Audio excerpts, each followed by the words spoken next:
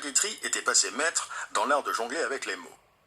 Sacha, sachant trouver les mots pour séduire, gardait toujours en réserve le mot pour rire. À jouer avec les phrases, il avait pris goût au jeu de mots. Les plus nobles de ces jeux de mots affichaient des allures faussement historiques. Qu'il s'agisse d'un roi... Vous me donnez l'impression de quelqu'un qui reste immobile, figé devant son travail. Immobile, Seigneur. Si votre majesté pouvait l'être un peu plus, je le serais bien moins. D'une future reine?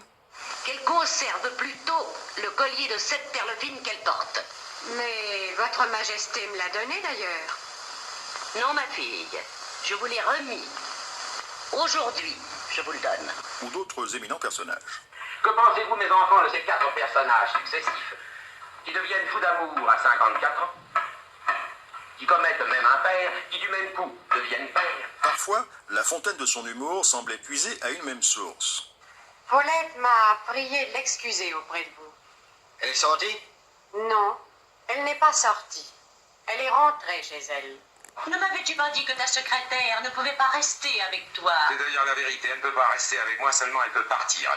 Toutes les situations étaient prétexte à un tir de jeu de mots, un tir nourri par le talent du maître, qui savait se placer. Attention, florilège. Il y a en ce moment quelque chose qui t'échappe. Oui, c'est possible. Seulement toi, je te préviens qu'en ce moment, il y a quelqu'un qui t'échappe. Je vous vois entouré d'affection et de tendresse. Je vous vois calme dans vos vieux jours. Vous avez une bonne vue. On ne regarde pas sa secrétaire. Non seulement on la voit. Je n'ai pas de mots qui ne soient personnels, même pour m'adresser à votre personnel. Même dans des